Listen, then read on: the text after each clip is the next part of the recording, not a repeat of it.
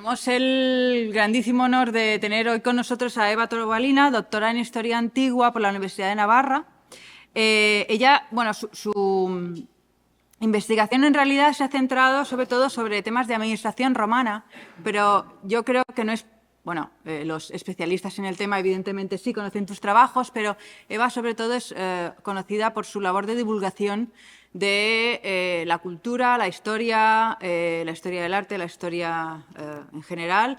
Y yo os tengo que confesar que soy una fan de Eva Tobalina y por eso la he invitado a dar una conferencia. Conocí la divulgación de Eva Tobalina durante la pandemia, que dio para muchas cosas y, entre otras, para conocer a nuestra invitada de hoy. Y, bueno, pues nada, aquí la tenemos para que nos hable de Biblos, esta ciudad que fue tan importante y que hoy, pues, diríamos que tenemos que rebuscar mucho, ¿no?, para encontrar la Biblos antigua.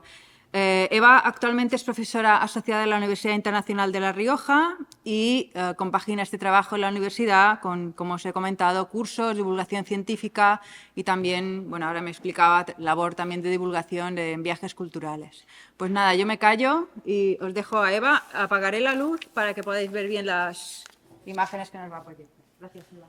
Bueno, muchísimas gracias. Me siento yo también muy honrada de estar aquí. La verdad es que una presentación extremadamente generosa. Muchas gracias, Margarita. Muchas gracias también a la Universidad de Balears por darme la oportunidad de estar aquí en este sitio tan maravilloso. Y efectivamente, yo vengo aquí a hablarles de Biblos. Si les parece, pues me voy a levantar, que tiendo a moverme bastante cuando hablo. Vengo aquí a hablarles de Biblos, de una de las ciudades más importantes del Líbano, y la verdad es que es un desafío porque me pidieron, bueno, pues un pequeño resumen de la historia de Biblos. Y claro, el resumen de la historia de Biblos arranca en el Neolítico y termina en el 2023. Y además, el resumen de la historia de Biblos es hacer un resumen de la historia del Mediterráneo oriental. Entonces, bueno, yo voy a intentar, como pueda, mostrarles un poquito la historia de esta ciudad, realmente muy importante para la historia del Mediterráneo. Me voy a centrar sobre todo en 3 etapas en las cuales Biblos tuvo un protagonismo destacado. Voy a comenzar por la Edad de Bronce, que fue el primer momento de esplendor de esta ciudad. Continuaré con la época de los cruzados, continuaré con el siglo XII, que fue la segunda época, digamos, brillante de Biblos, y terminaré con la actualidad, porque Biblos tiene un presente, la verdad es que extremadamente estimulante. Es una ciudad, bueno, pues desde el punto de vista turístico y de la divulgación cultural también, muy importante en el Líbano y en el Levante mediterráneo. Entonces, bueno, pues les hago esta captatio benevolentiae de que vamos a recorrer muchos milenios, vamos a hablar de muchas civilizaciones, de mucha gente que pasó por aquí, pero nos vamos a centrar sobre todo en estas 3 grandes etapas. Y bueno, para hablar de Biblos, vamos a comenzar primero situándonos en el mapa. Aquí. Biblos está situada en la costa del Líbano, de lo que hoy es el Líbano, en la mitad norte de lo que hoy es la costa libanesa. Como la mayoría, por no decir todas las ciudades del Líbano, como ven, Biblos ocupa una diminuta, a veces casi inexistente, franja costera entre el mar Mediterráneo y la cordillera del Líbano, que la pueden ver ustedes aquí. Entonces, la ciudad se la he marcado con la estrella de color negro y es un hilito de tierra entre el mar y la montaña de la cordillera del Líbano, pero que es una pequeña franja costera. Dígame. Tiene que hablar por... ¿Tengo que hablar? No, ¿O me oye? ¿Se oye al fondo? Sí, ya, pero para los que graban, dicen vale. que... Pues perdón. Si no, no te puede... Vale, pues voy a hablar entonces con el micro y voy a bajar un poquito el tono de voz para no dejarles a ustedes sordos. Entonces, bueno, pues perdonen esta pequeña interrupción. Entonces, como les decía, es una diminuta franja costera muy estrechita pero extremadamente feraz, porque la cordillera del Líbano, que es muy alta, detiene los vientos que vienen cargados de agua del Mediterráneo, hace que descarguen sobre esa franja costera. Además del Líbano, de la cordillera del Líbano, bajan muchos arroyos, muchos ríos de montaña que se nutren del deshielo de primavera y entonces bajan muy crecidos, arrastrando muchos sedimentos que fertilizan la tierra. Así que nos encontramos con un espacio de terreno muy pequeño, pero extremadamente fértil y, desde luego, muy apto para la instalación del ser humano. En el caso concreto de Biblos, nos encontramos que Biblos ocupa un pequeño promontorio de unos 30 metros de altura, la verdad, muy, muy, muy pequeñito, justo a la orilla del mar. Al norte del promontorio tiene un puerto natural, al sur del promontorio tiene un puerto natural, al norte del promontorio tiene otro puerto natural, así que tenemos una tierra fértil, dos puertos naturales y, además, en el corazón de este promontorio está el auténtico secreto, el motivo por el que los primeros pobladores eligieron este lugar, el verdadero corazón de la ciudad, que es un pozo de agua dulce, un pozo de agua dulcísima, extremadamente apto para el consumo humano, que surge justo al lado del mar y que permitió que ya desde época neolítica, nos situamos en torno al 5000, 4000 a.C., esta zona del promontorio ya fuera ocupada por seres humanos, porque, insisto, contaban con la costa, con este pequeño espacio muy fácil de defender y, además, con un pozo de agua dulce extremadamente apto pues, para el consumo humano.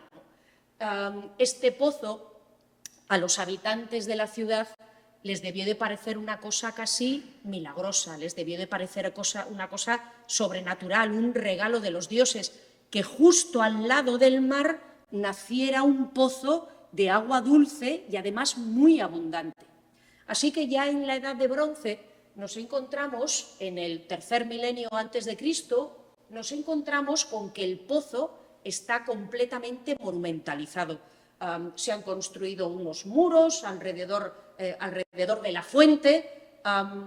Aquí este pocito más pequeño que ven es porque ya en la Edad del Hierro parece que el nivel del agua dulce descendió y tuvieron que excavar un pozo dentro del pozo.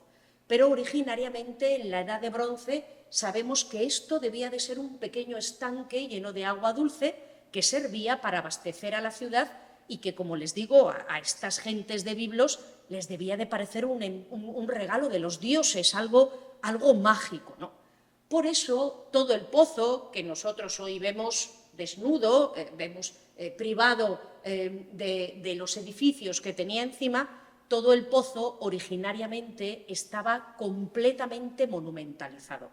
No solo el acceso al agua corriente estaba rodeado de estos pequeños muros, sino que además del pozo construyeron un pequeño templo, sin duda en honor de la divinidad vinculada a esa fuente de agua dulce. Este templo, que lo tienen ustedes aquí, hoy en día se puede ver al lado del pozo original porque los arqueólogos retiraron el templo que había encima de la fuente para dejar la fuente al descubierto. Y van a ver ustedes que esto de mover los edificios para dejar lo que está debajo al descubierto es una constante en la arqueología de la ciudad de Biblos, ¿no?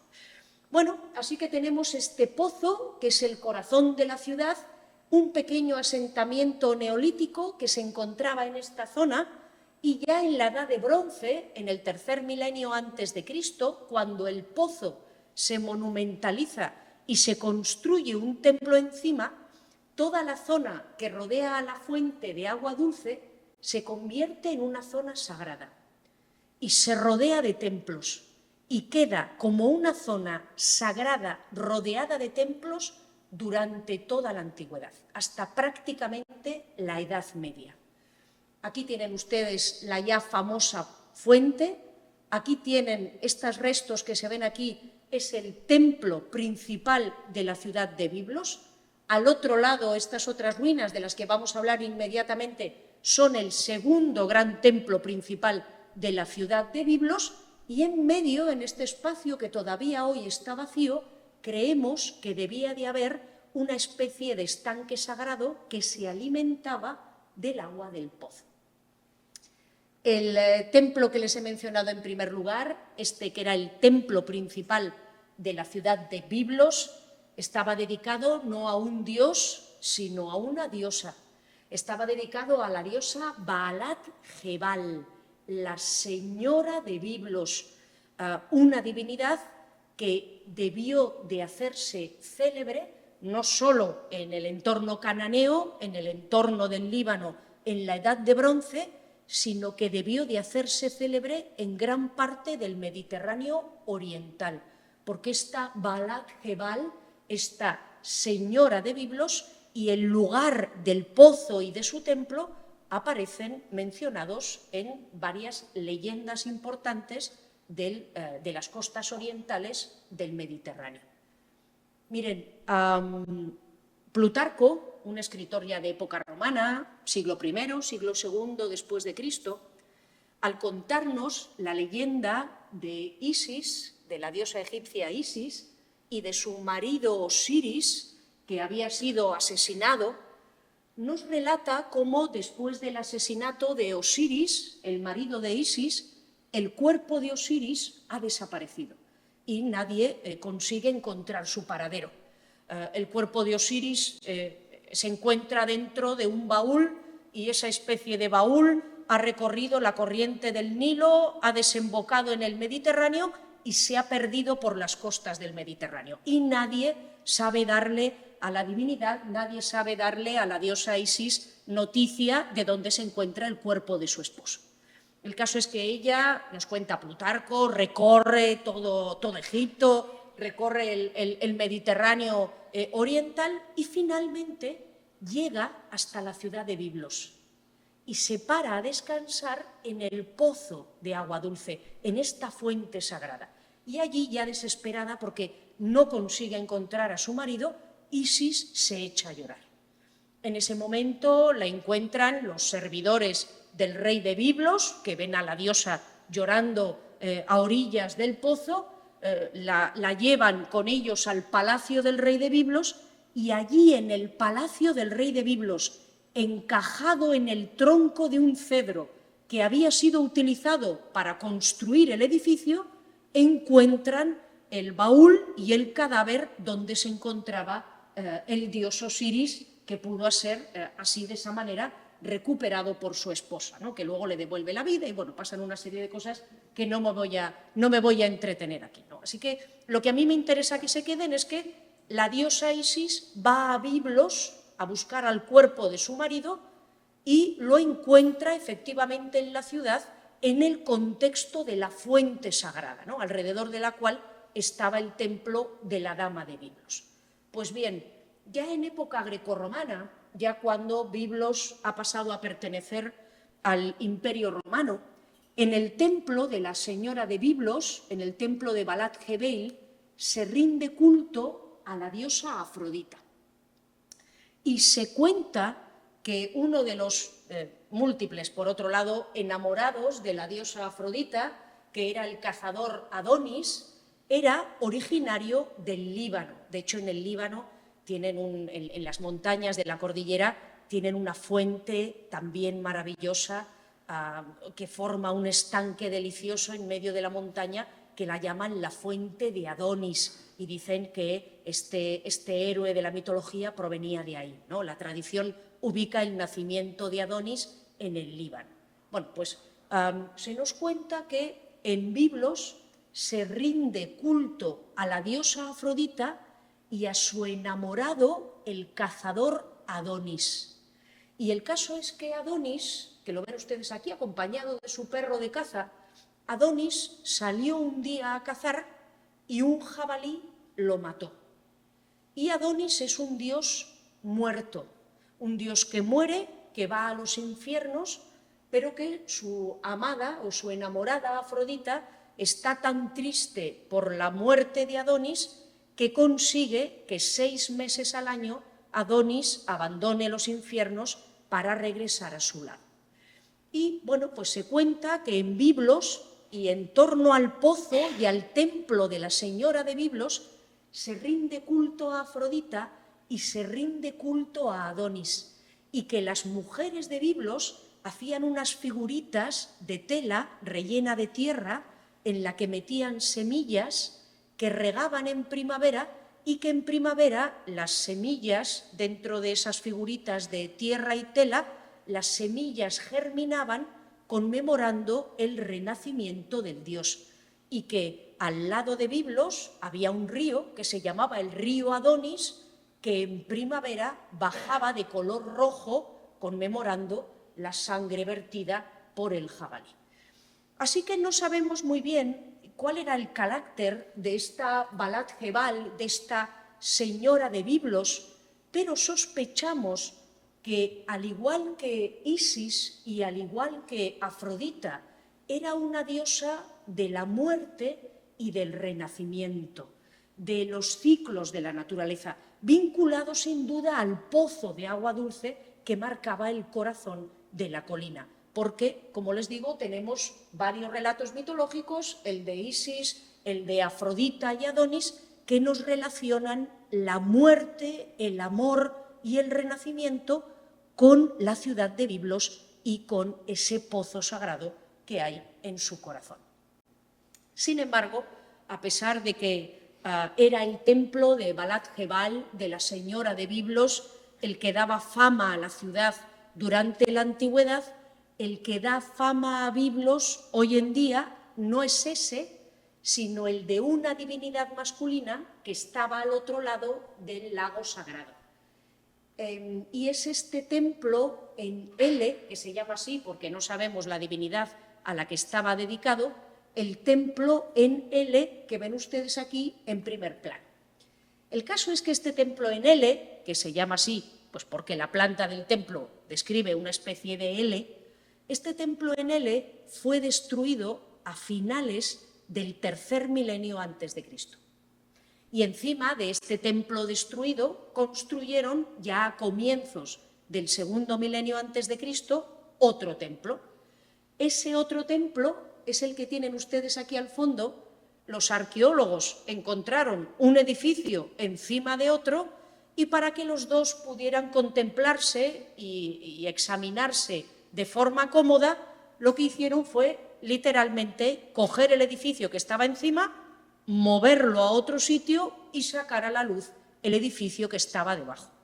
De tal manera que aquí tienen ustedes el templo más antiguo, el templo en Ele, y aquí tienen el templo más moderno, que es uno de los templos cananeos o fenicios más conocidos, si no el más conocido de todos, porque se trata del célebre templo de los obeliscos, que fue construido en algún momento a comienzos del segundo milenio antes de Cristo. Este templo de los obeliscos es célebre por varias cosas.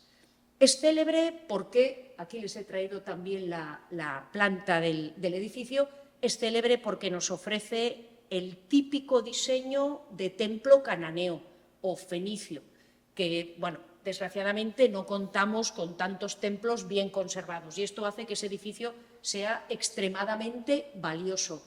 Ven que la típica estructura de templo cananeo en el segundo milenio antes de Cristo era un patio abierto, una capilla central o un cuerpo central y un Sancta Sanctorum o una capilla donde se encontraba la estatua de la divinidad. Lo van a ver ustedes mejor casi que en la planta del edificio, en este alzar, ¿no? Aquí tenemos el pórtico de entrada, aquí tienen una especie de antecámara, aquí tienen el Sancta Sanctorum, la capilla de la divinidad.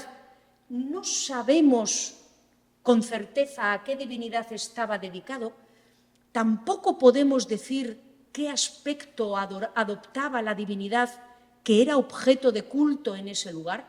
No sabemos si había una estatua de culto o si por el contrario se rendía adoración a esta figura en la forma de Betilo, como es tan frecuente en el levante mediterráneo, en la forma de una figura vagamente troncocónica. Nosotros solo hemos encontrado esta especie de pedestal encima del cual entendemos que es probable que se encontrara la figura de culto.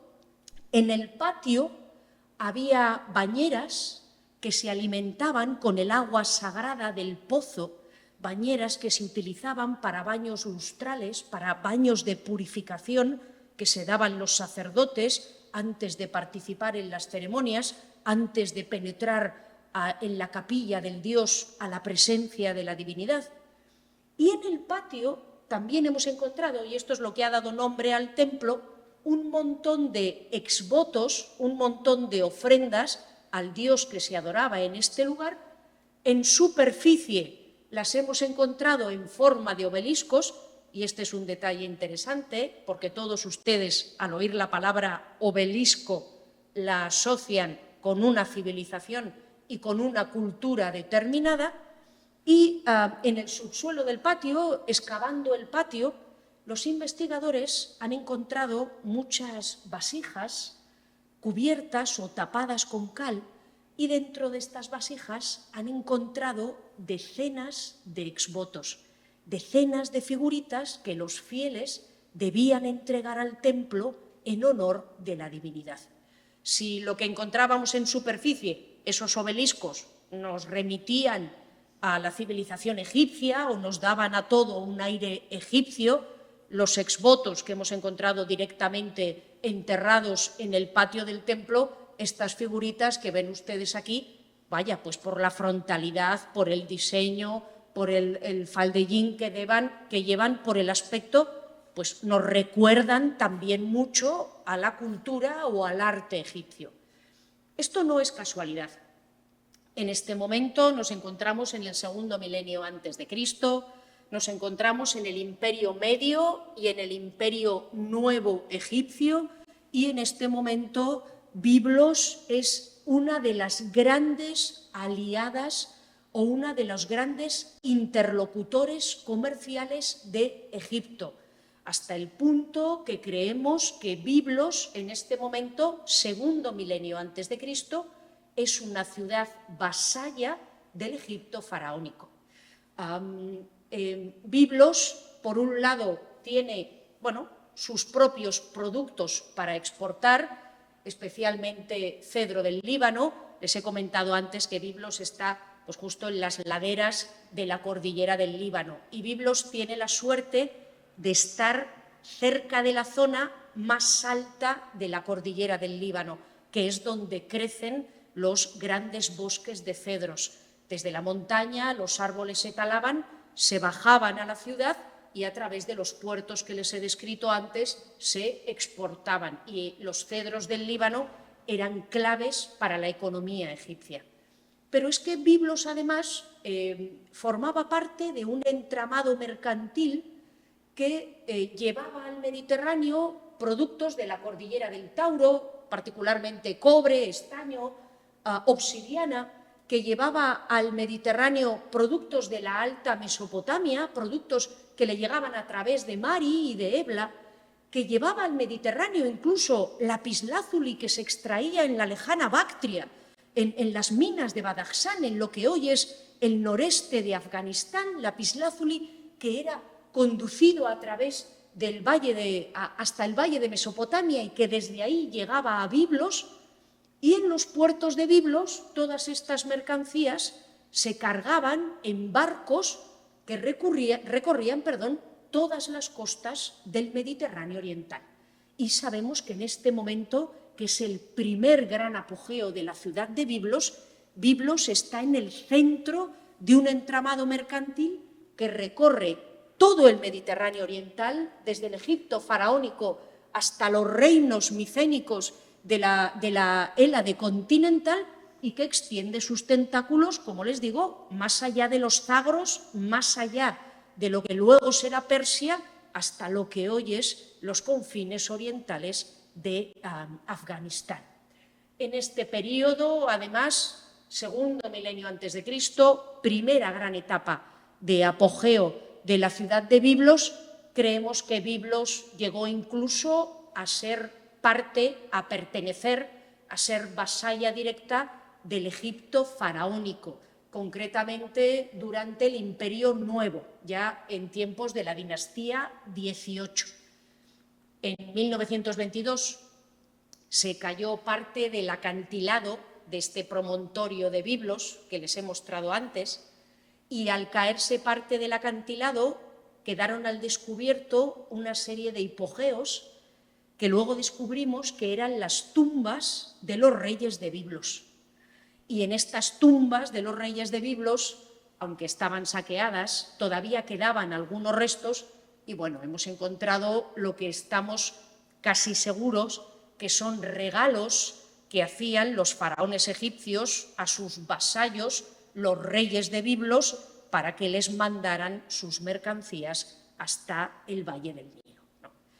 Esta es, como les digo, esta primera etapa de esplendor, de apogeo, en el que Biblos es la más importante de las ciudades de la costa cananea, una etapa en la que la ciudad debía de tener este aspecto. Aquí tienen el promontorio primigenio, la expansión, uno de los puertos, al otro lado el barquito les muestra la ubicación del otro de los puertos, pero este mundo que les acabo de describir llegó a su fin en el siglo XII a.C., a finales del segundo milenio a.C., como resultado de las célebres invasiones de los pueblos del mar.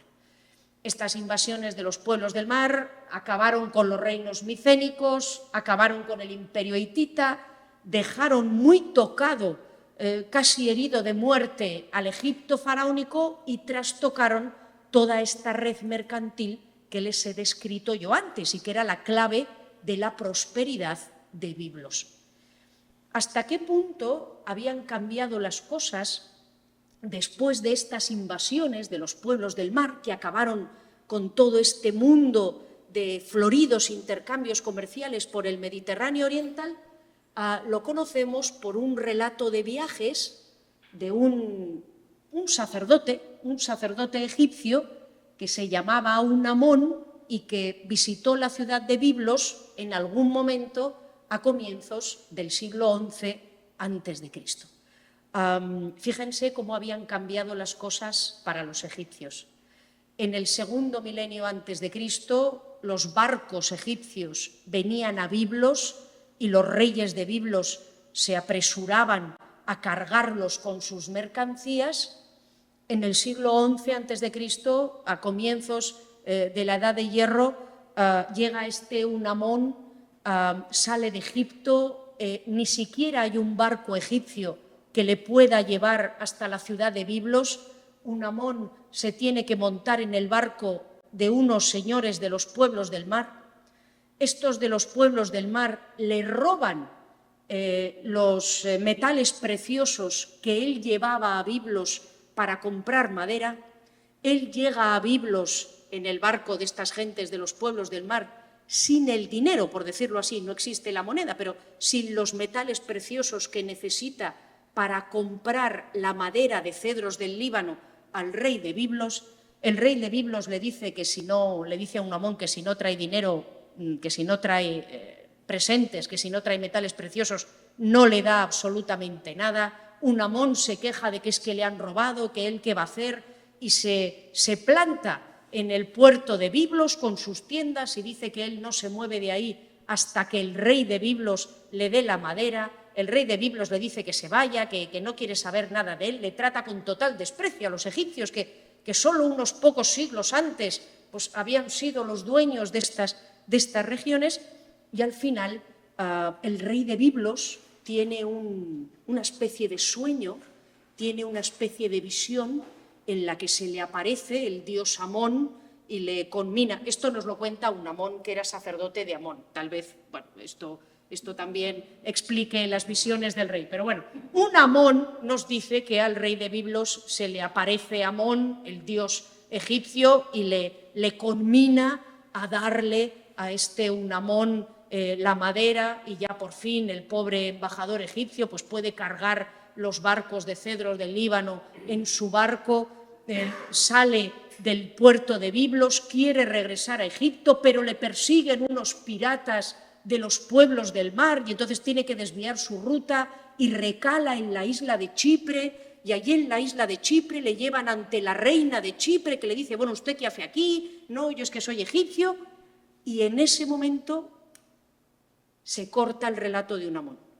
Y ya no sabemos cómo sigue, ya no sabemos si llegó con los cedros del Líbano, que tanto le había costado conseguir al Valle del Nilo o no. Pero a mí me parece que es un buen ejemplo, es muy descriptivo de los enormes problemas que en este momento tienen los egipcios para hacer negocios en el Mediterráneo oriental, ¿no? Y nos revela hasta qué punto con estas invasiones de los pueblos del mar las cosas han cambiado radicalmente. En este momento la influencia egipcia comienza a desvanecerse en toda la costa de Siria-Palestina y es muy revelador que en Biblos, hasta este momento, usaran un sistema de escritura inspirado en los jeroglíficos egipcios, que imitaba un poquito los jeroglíficos de egipcios y, sin embargo, a partir de la Edad de Hierro, a partir del primer milenio antes de Cristo, van a abandonar este sistema de escritura de jeroglíficos egipcios y van a adoptar el alfabeto, que, como probablemente saben, es una invención de los fenicios, es una invención de esta gente.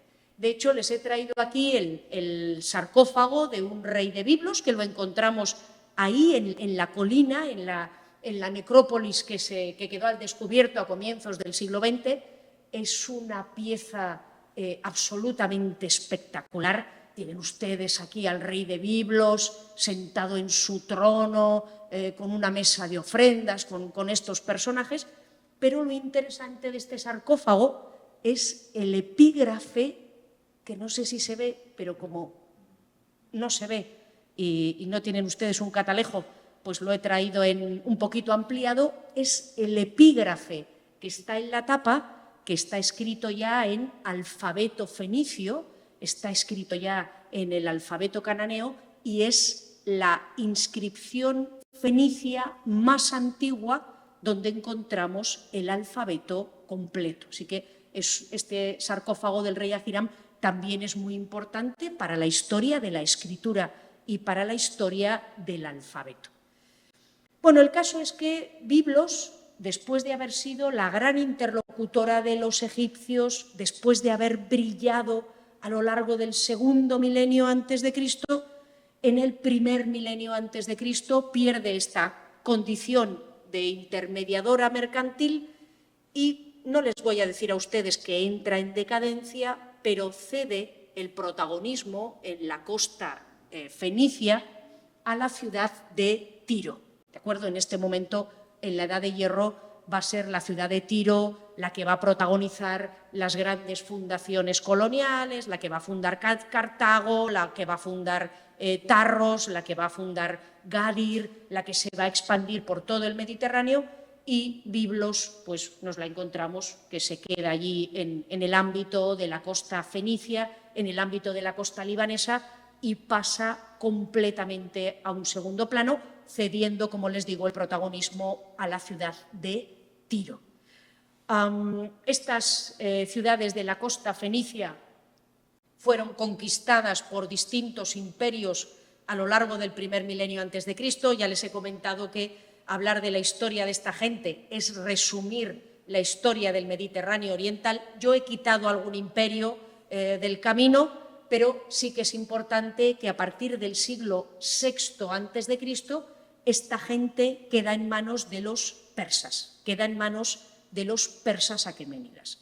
Y bueno, pues en el caso de Tiro, Tiro entra ya en decadencia también después de la conquista persa, y Biblos, bueno, pues continúa en un segundo plano, pero siendo todavía una ciudad de cierta importancia, porque las ciudades fenicias van a proveer a los persas de barcos. Y en esta época, regresamos a nuestro ya familiar promontorio alrededor del pozo de agua dulce, y aquí en esta esquinita casi no se ve, pero en esta época persa se construye una fortaleza, un castillo, que la foto no le hace mucha justicia, pero que es bastante impresionante. Tiene unos sillares imponentes, una construcción notable y, bueno, tiene unos relieves en forma de león, revelando la majestad y el poder de los soberanos aquemenidas, que son bastante impresionantes. Sabemos también que en esta época persa, lo sabemos por esta estela que hoy está en el Louvre, el templo de Balat Jebal, el templo de esta dama de Biblos, el templo de esta diosa del amor, de la muerte y del renacimiento, es reparado por uno de los reyes de Biblos. Y aquí sí que me gustaría hacerles notar que fíjese que les he dicho que Egipto ya estaba en decadencia, que desde el segundo milenio antes de Cristo Egipto ya no tenía poder realmente sobre estas costas del actual Líbano, y sin embargo, fíjense aquí al rey de Biblos ofreciendo las reparaciones en el templo a la diosa protectora de la ciudad de Biblos, y si se fijan en la diosa de Biblos lleva encima 2 cuernos de vaca y un sol, que son los atributos de la diosa Hathor, una de las más importantes divinidades egipcias, ¿no? Entonces, la mano de la civilización egipcia es tan alargada, la huella que han dejado en el levante mediterráneo es tan profunda que 500 años después de que desapareciera el ascendiente político, todavía en el ámbito, cultural o artístico, las formas del arte egipcio siguen presentes en la ciudad de Biblos. Miren, la historia del Líbano es a la vez muy fácil y muy difícil de contar. Es muy difícil de contar porque, como están viendo y todavía les queda por ver, es un resumen de la historia del Mediterráneo oriental y, bueno, por ahí ha pasado todo el mundo. Pero es muy fácil de contar en el sentido de que Líbano tiene varias ciudades importantes y cada una de las ciudades del Líbano fue importante en una época de su historia. Y entonces vas época por época y ciudad por ciudad. En la Edad de Bronce, como les he contado, la gran ciudad del Líbano fue Biblos. A comienzos de la Edad de Hierro, la gran ciudad del Líbano fue Tiro, la primera mitad del primer milenio antes de Cristo. En la segunda mitad del primer milenio antes de Cristo, la gran ciudad del Líbano fue Sidón, la ciudad de Sidón. Y ya en época romana, después de la conquista de Pompeyo, a partir del siglo I antes de Cristo, la gran ciudad del Líbano fue la capital actual, Beirut, que se convirtió en la colonia romana en la zona. Y bueno, Biblos pues atraviesa una etapa tranquila en la que la ciudad es completamente secundaria, opacada por la colonia de Berytus, por la colonia de Beirut, pero tenemos algunas obras interesantes en la ciudad, como calles columnadas, como esta que ven ustedes aquí, y de estas calles columnadas volveremos a hablar más adelante. En todo Oriente Próximo y Medio, en época romana, se convierte en una moda cubrir las grandes avenidas con grandes calles porticadas, sostenidas por columnas, y esto lo encontramos pues, en prácticamente todas las ciudades de la región. La más conocida es Gerasa, en el vecino Jordania, pero en Líbano hay varios ejemplos. Y bueno, también encontramos en Biblos que en el promontorio, por ejemplo, también se construye un pequeño deón, un pequeño teatrito ya para representaciones de tipo teatral al gusto grecorromano, ¿no? Y bueno, aquí nos despedimos poco a poco de la antigüedad y de la primera etapa en la historia de Biblos. La ciudad pues, entra a formar parte del Imperio Romano y atraviesa varios siglos de tranquilidad. Después pertenece al Imperio Bizantino, teniendo casi un papel completamente secundario. Insisto, la gran ciudad de la zona es Beirut, ya a partir de la época romana. En el siglo VII, como todos saben, llegan por allí los musulmanes, llega la conquista musulmana.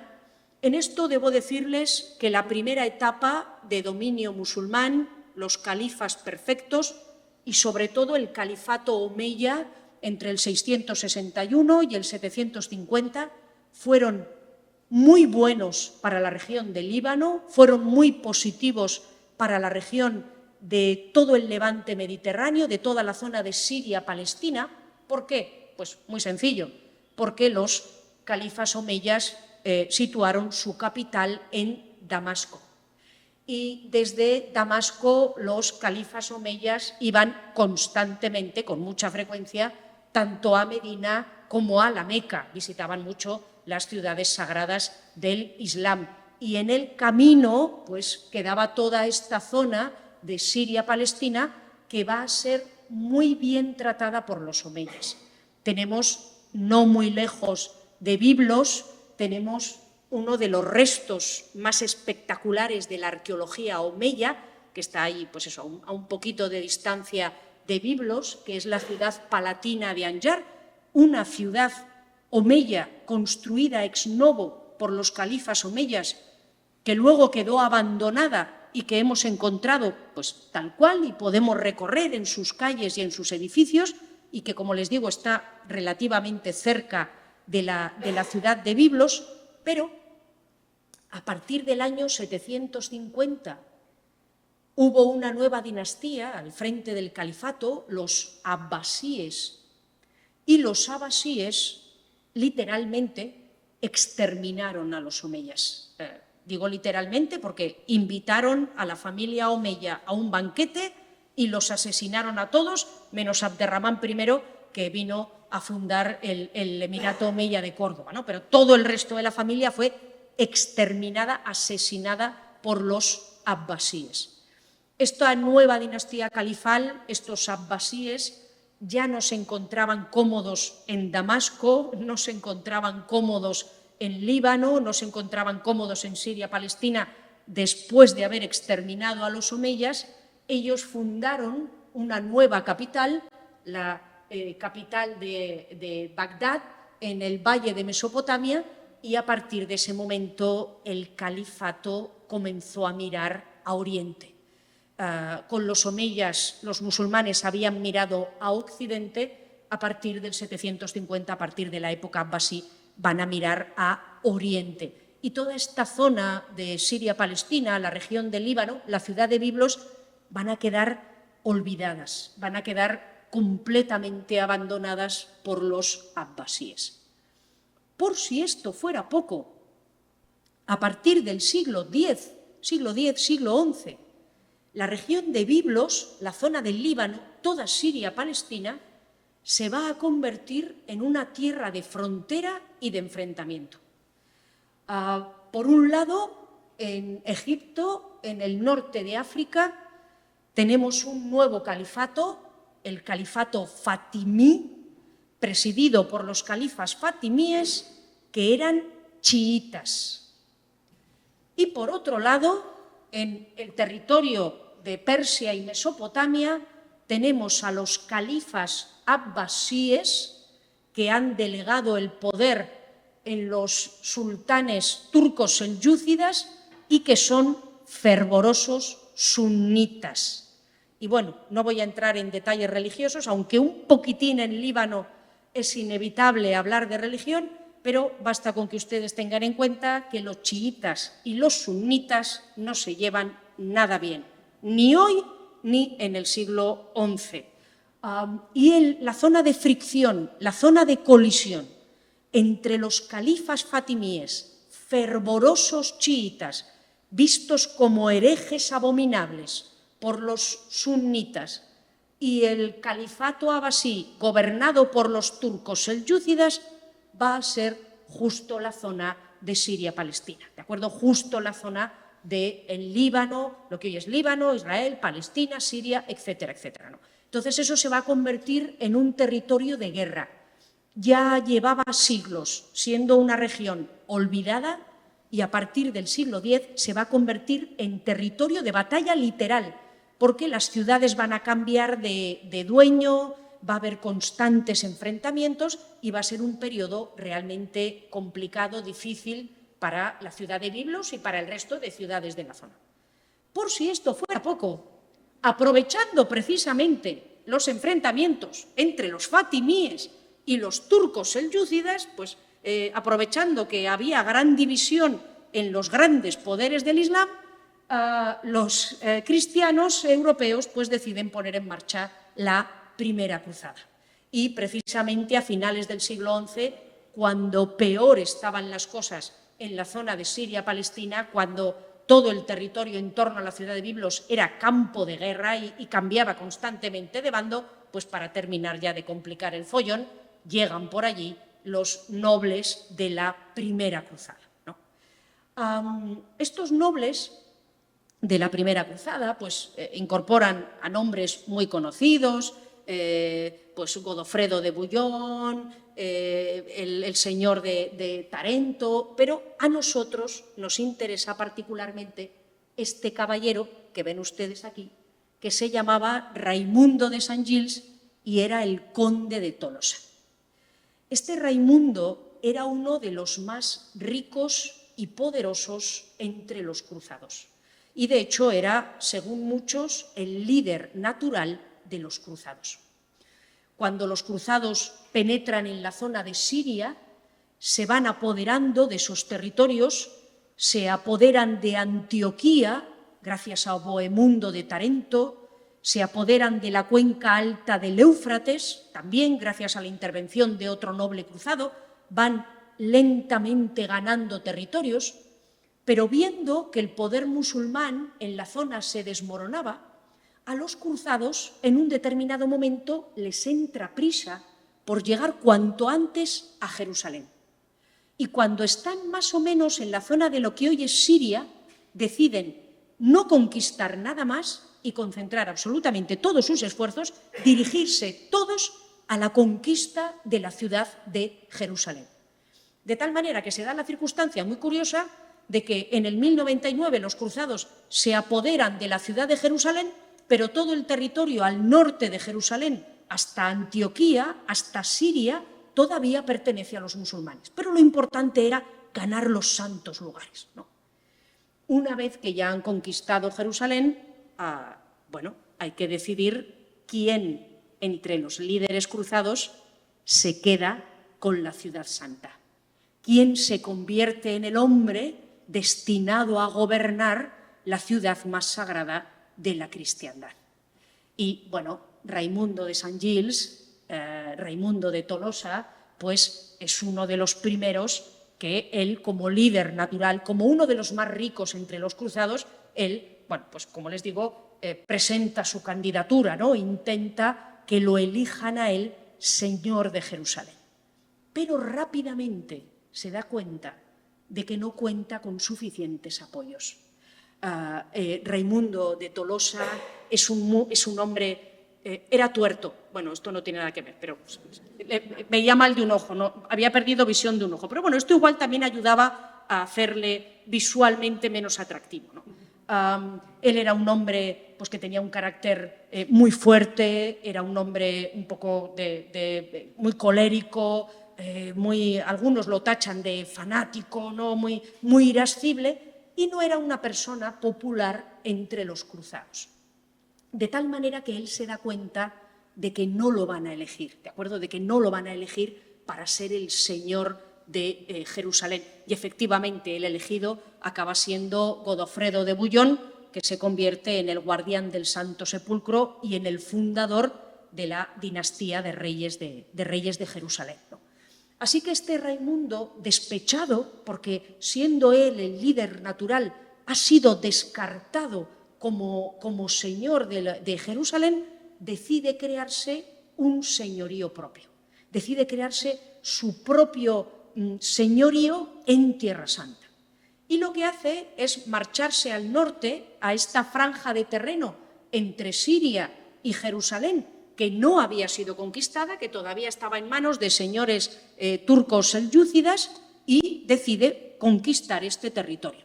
Y para ello él busca la plaza de Trípoli, que era otro de los grandes puertos de la zona, y como no consigue conquistar la ciudad de Trípoli, construye un castillo, la verdad es que impresionante, todavía se conserva hoy, que es este castillo que ven, el castillo de Saint Gilles, para desde este castillo asediar la ciudad de Trípoli y conquistarla para convertirla en el centro de su señorío en Tierra Santa. Desde allí, desde Trípoli, este Raimundo de Tolosa se va a dedicar también a conquistar los alrededores, entre los que se cuenta la ciudad de Biblos. Y debo decirles que en esta conquista también hay un protagonista de origen catalán, hay un protagonista que viene de la península ibérica.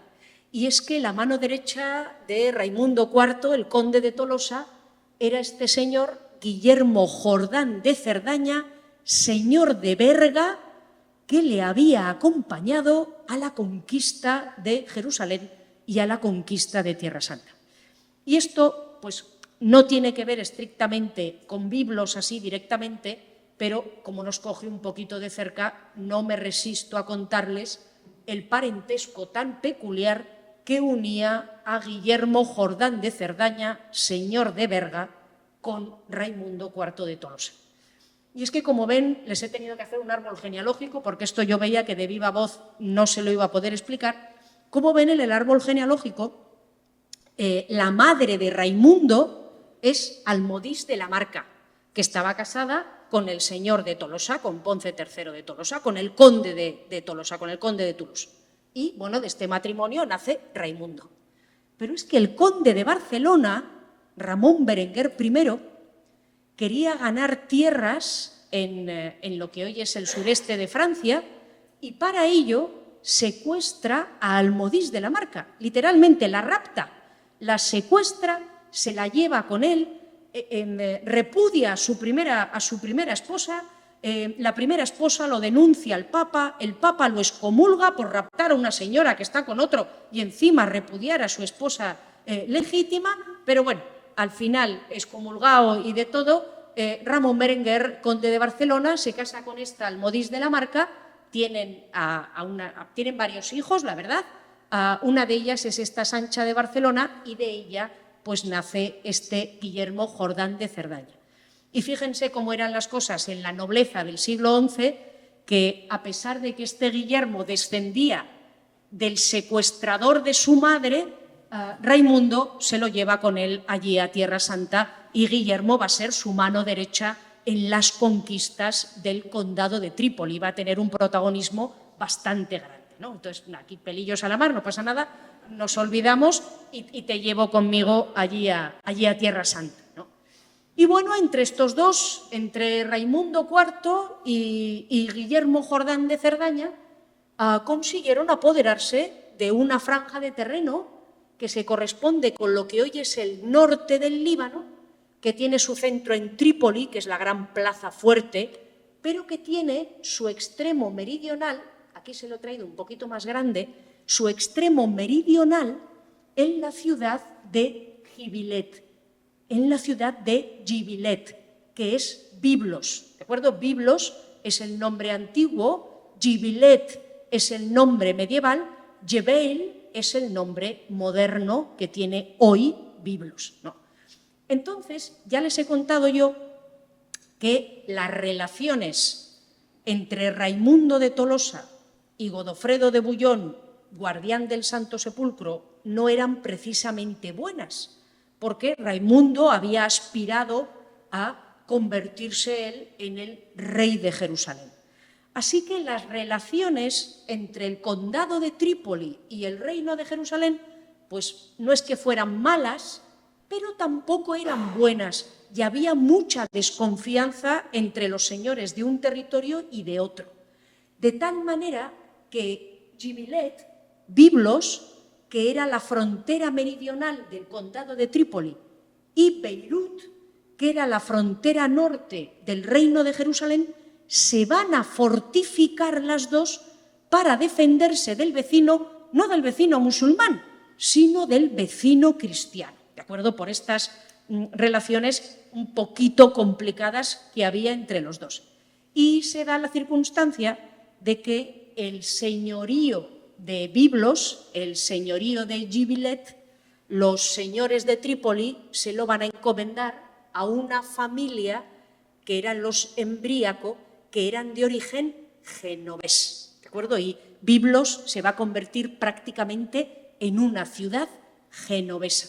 Los genoveses habían ayudado mucho en la cruzada con la flota genovesa de la que los señores cruzados carecían, y durante 200 años Biblos va a ser una ciudad prácticamente genovesa, gobernada por esta familia de los Embríaco, que van a llevar a la ciudad de Biblos, a Gibelet, a su segunda edad de oro.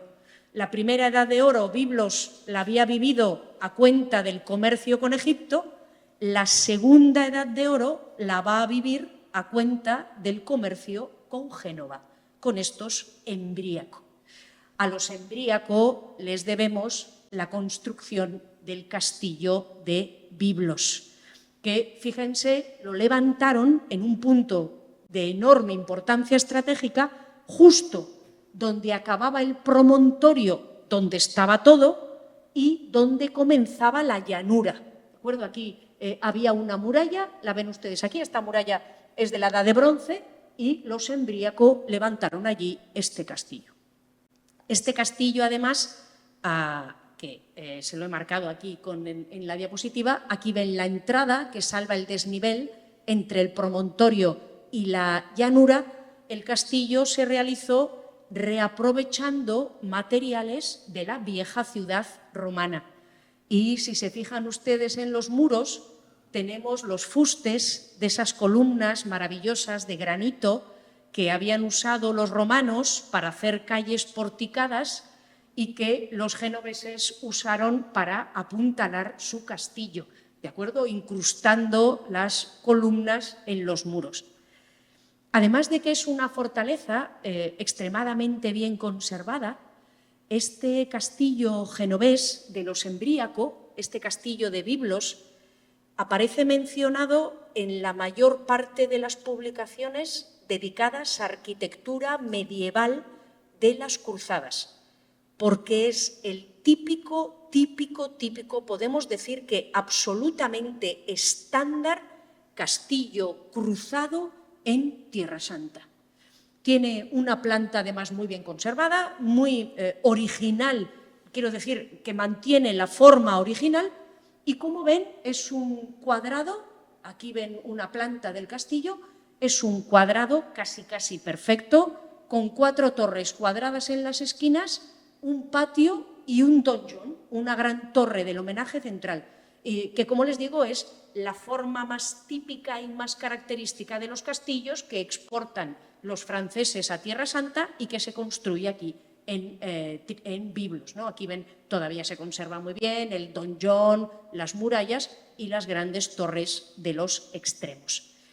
En este momento, pues como les decía, Biblos vive un momento, una etapa de gran esplendor, barcos genoveses cargan el jabón que se producía en el condado de Trípoli, que era uno de los grandes bienes que se exportaban. Allí hay muchos olivos, el jabón se hacía de aceite de oliva, los barcos genoveses cargaban el jabón y lo traían a Europa junto con otros productos que llegaban a esta zona de la ruta de la seda. Estamos también en uno de los grandes momentos de apogeo de la ruta de la seda y Biblos, como les digo, se va a volver a convertir en un gran puerto mercantil, y a esta época pues también pertenecen algunas iglesias que todavía se conservan, como esta catedral de San Juan Bautista. Esta catedral me interesa también porque esta catedral de San Juan Bautista hoy es una iglesia cristiana maronita. Los maronitas, ya les he dicho que no iba a hablar mucho de religión porque en Líbano nos implicaría no una conferencia, varios ciclos de conferencias seguidos, pero los maronitas son una confesión cristiana que originariamente eran herejes, por decirlo así, herejes monofisitas, pero que con los cruzados se hacen de obediencia papal. Pues al llegar por allí los cruzados, estos abandonan sus creencias monofisitas y se hacen de obediencia papal, y hoy pues son de obediencia papal. Y no había tradicionalmente muchos maronitas en Biblos pero con los embríaco y con los cruzados asientan muchos de estos cristianos en la ciudad. Y es a partir de este momento cuando Biblos se va a convertir en una ciudad donde la comunidad cristiana maronita tiene muchísimo peso. Y eso se ha mantenido hasta hoy. De hecho, la ciudad, la iglesia, todavía tiene culto y todavía pertenece a esta confesión cristiana maronita. Pero bueno, como bien saben, los dominios cruzados en Tierra Santa no duraron demasiado tiempo. Todo ese territorio fue conquistado primero por Saladino, después por los mamelucos que venían de Egipto. No me voy a entretener porque ya vamos un poco justos de tiempo, pero el sultán mameluco que conquistó Biblos es el sultán Baibars, que es uno de los sultanes mamelucos más famosos. Él era originariamente esclavo, un esclavo de origen cumano, capturado en algún lugar de las estepas, fue llevado al Cairo como esclavo y de esclavo, gracias a su habilidad para la guerra y para el asesinato, combinados en medidas muy bien utilizadas, muy inteligentes, este Baibars acabó convertido en sultán mameluco, bueno, y en uno de los más grandes sultanes de la historia del reino mameluco, ¿no? Pero bueno, él se apodera de Gibelet, se apodera de Biblos y fíjense, él, a pesar de que conquista la ciudad en el 1266, mantiene a los embríaco, mantiene a los genoveses al frente de Biblos hasta el año 1300. Este comportamiento del sultán mameluco Baibars no es una excepción. De hecho, fue la norma de los mamelucos. Los mamelucos se distinguieron por mantener muy buenas relaciones con los cristianos y particularmente buenas con las potencias mercantiles cristianas, con los genoveses y los venecianos. Y por eso, durante esta época mameluca, siglo XIV, siglo XV, Biblos todavía mantiene su atractivo mercantil, porque los mamelucos se llevan muy bien con los venecianos, con los genoveses. En la ciudad todavía atracaban barcos venecianos, barcos genoveses, barcos de potencias cristianas mercantiles, y bueno, pues la ciudad mantuvo su tirón comercial. Pero, como ven en la diapositiva, ya en el siglo XVI todo el territorio de Siria-Palestina queda en manos de los turcos otomanos. Y este periodo, al igual que había sucedido con la época abbasí, fue una época, digamos que oscura para la ciudad de Biblos, no tanto oscura como de decadencia y de abandono.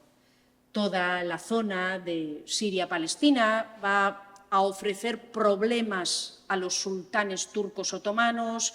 Los turcos van a tener dificultades para controlar este territorio. Esto va a hacer que la situación en el territorio sea complicada. Biblos pierde población, pierde completamente su atractivo medieval. Empezamos a tener relatos de viajeros que la visitan ya en el siglo XVII, en el siglo XVIII, y nos dicen que es una ciudad que se ve que es muy antigua, que está llena de ruinas, que es muy agradable, pero que es una ciudad prácticamente muerta, que es una ciudad donde no hay actividad, ¿no? Que ha caído de alguna manera en el abandono. Se conservan algunos restos, bastantes, la verdad, de esta época otomana. Aquí tienen la casa otomana, que está al lado del pozo, en el promontorio donde estaba el corazón de Biblos, y que sirvió de casa a los arqueólogos que excavaron el promontorio, y que por eso se ha conservado muy bien hasta nuestros días. Originariamente el nivel de suelo estaba aquí. Pueden ver la potencia del estrato arqueológico que se ha excavado en esa zona, pero Biblos no salió, al igual que el resto del Líbano, no salió de este letargo en el que se sumieron durante toda la Edad Moderna y parte de la Edad Contemporánea, durante toda la época otomana, hasta 1920.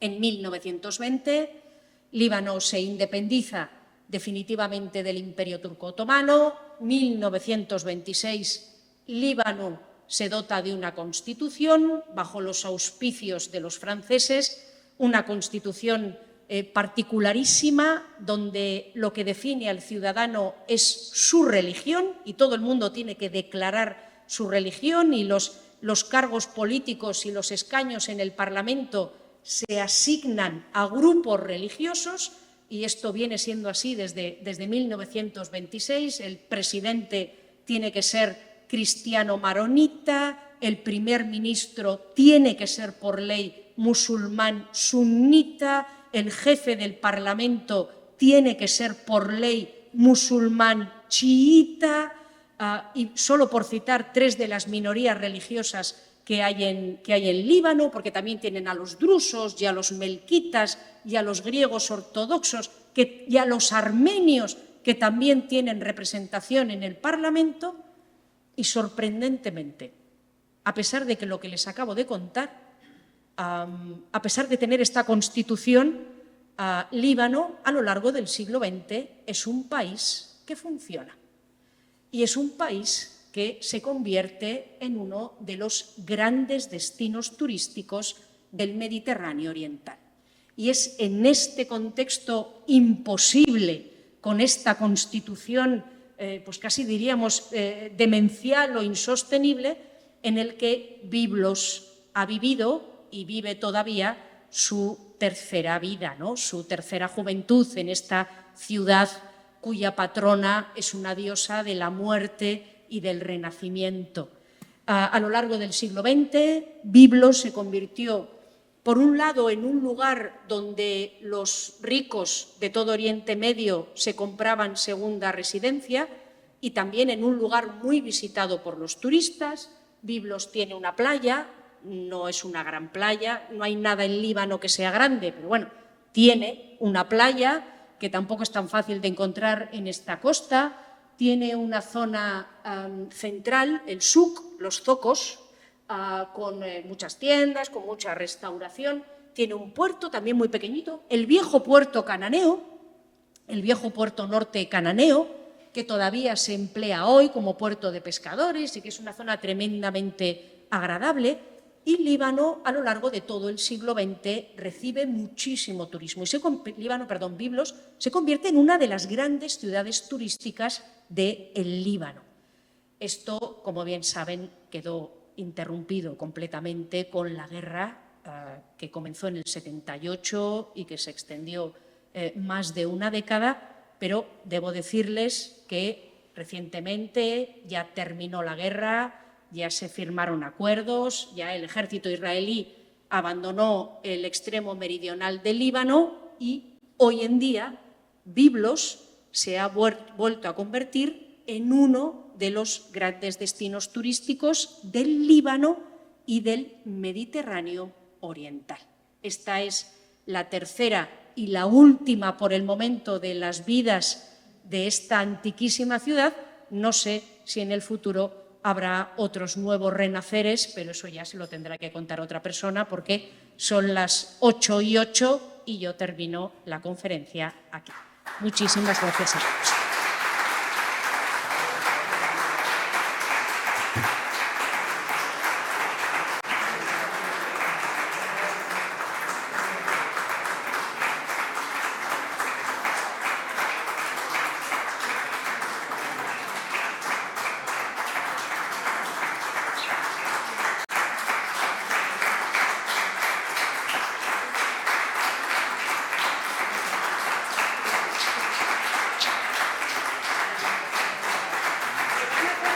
Que les haga un bis o algo.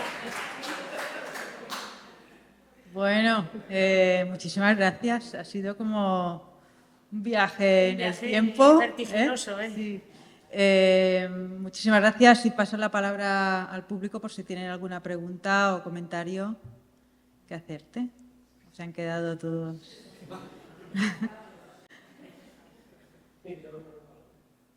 Eva, una pregunta. ¿En qué momento, o sea, yo tenía entendido que fue un mercado muy importante de libros, y de aquí viene el tema de que Biblos haya dado el nombre a los libros, ¿no? ¿Qué momento fue ese? Sí, el momento en el que... Ay, perdón. Sí, efectivamente, uno le puede llamar un poco la atención que el nombre cananeo de la ciudad sea Jebeil, que de ahí viene el nombre actual y de ahí viene el nombre medieval, Gibelet, y que sin embargo aquí estemos todos hablando constantemente de Biblos, ¿no? Bueno, pues Biblos es el nombre que adoptó la ciudad ya en la segunda mitad del primer milenio antes de Cristo, por decirlo de alguna manera, en la época grecorromana. Y adoptó ese nombre, efectivamente, porque Biblos era un lugar en el que barcos que venían de Egipto, haciendo navegación de cabotaje por el Mediterráneo oriental, barcos que venían de Egipto venían cargados de papiros. Una de las grandes industrias de Egipto, más aún después de la fundación de la Biblioteca de Alejandría por los Ptolomeos en el siglo III, una de las grandes industrias de Egipto era la exportación de papiro en blanco y la exportación de libros, de copias que se hacían al abrigo de la Biblioteca de Alejandría. Y entonces estos barcos hacían navegación de cabotaje y paraban naturalmente en el puerto de Biblos. Como a los griegos les llegaban muchos libros del puerto de Biblos, que en realidad provenían de Egipto, pues empezaron a darle a la ciudad el nombre de Biblos, ¿no? Entonces viene de esta etapa. Pero la verdad es que es un nombre que se lo pusieron los griegos y que no era el nombre que tenía la propia ciudad, que se llamaba Jebeil, que se llamaba Gibelet.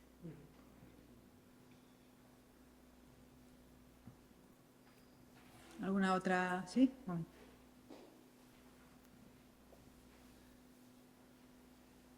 ¿Qué tal? Buenas. ¿Qué hay de la situación actual de crisis profunda que hay en el Líbano? Y supongo que Biblos también está afectada. Bien, pues sí. Gracias. Sí, efectivamente el Líbano terminó la guerra, pero como saben ustedes, hace una década comenzaron una serie de protestas en el Líbano, lo que los libaneses llaman la revolución. Ellos lo llaman así, la revolución.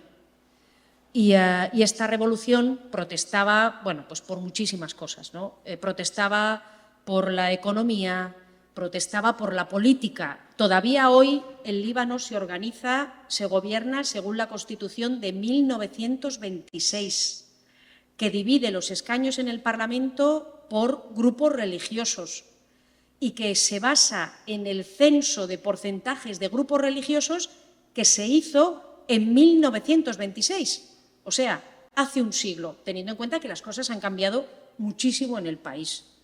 Entonces, bueno, hubo una revolución y luego llegó, bueno, esta revolución, llegó la primavera árabe, llegó la crisis del 2008 y llegó ahora la guerra en Ucrania y, bueno, cada vez que ha pasado una cosa ha afectado directamente a los libaneses. Y nosotros aquí hemos tenido crisis sucesivas, pues en el Líbano han sido muchísimo más duras todavía que aquí. En el Líbano actualmente, a día de hoy, no tienen gobierno. En opinión de los propios libaneses, esto beneficia a la situación del país, pero bueno, a día de hoy, como les digo, no tienen gobierno porque no consiguen ponerse de acuerdo. Tienen una inflación, pues nosotros también nos quejamos de la inflación, ¿no? Bueno, pues ellos tienen una inflación del 1000%, el dinero no vale nada, prácticamente ellos ya tienen una economía que se basa en el dólar y en el euro. Si vas allí, ellos te piden que no les pagues en la moneda local, que les pagues en dólares y en euros, porque tienen la inflación completamente disparada. Todavía tienen tropas de interposición. Hay un contingente de cascos azules españoles en el extremo meridional del país. Para llegar a la zona de Tiro, por ejemplo, y visitar el yacimiento de Tiro, hay que pasar, bueno, realmente no suele haber cascos azules, pero en teoría hay que pasar un control de cascos azules, hay que pasar un control de la ONU, tienen un montón de campos de refugiados, tienen problemas constantes con Israel. Ha habido enfrentamientos ahora, estos días, en el extremo meridional del Líbano, pues por proyectiles que salen del Líbano hacia Israel y los israelíes intervienen en territorio libanés. En fin, la situación del país, pues efectivamente es extremadamente complicada. Pero una cosa que tienen los libaneses es que, por muy mal que estén las cosas, a ellos les encanta vivir la vida, de alguna manera. Y una de las ciudades donde viven la vida es precisamente Biblos. Miren, Biblos está a 40 minutos de Beirut y a 15 minutos de Batrún, que es una ciudad donde hay, por cierto, una muralla fenicia en el mar maravillosa y que es una ciudad también de veraneo, de restaurantes, de playas. Y muchísimos, a los libaneses les gusta mucho salir a cenar, salir a dar una vuelta, darse un paseo, aunque estén fatal, como les digo, que están en una situación muy complicada. Y Biblos tiene la particularidad que forma una dupla con Batrún y es, además de un destino de turistas, además de un destino de gente que se compra casa allí, es un destino de los propios libaneses, que van a Biblos a cenar, a la playa, a fumar una shisha, a darse un paseo. Y entonces es una ciudad que, dentro de que el país está en una situación muy difícil, es una ciudad que todavía, bueno, tiene los restaurantes abiertos, las tiendas abiertas, ves gente por la calle, ves coches, ves ambiente, porque de alguna manera, pues incluso los propios libaneses la usan para evadirse de la situación complicada que sí que la ves en otros lugares, en Tiro, en Beirut, donde todavía quedan los restos de la explosión del puerto, ahí sí que ves que el país está mal. En Biblos, en Batrún, pues, como les digo, pues no, esto se percibe menos porque es el sitio al que los propios libaneses van a intentar un poco evadirse de su realidad. ¿Algú més té qualque pregunta? No? Pues muchísimas gracias, Eva. Muchas gracias y esperamos hasta otra.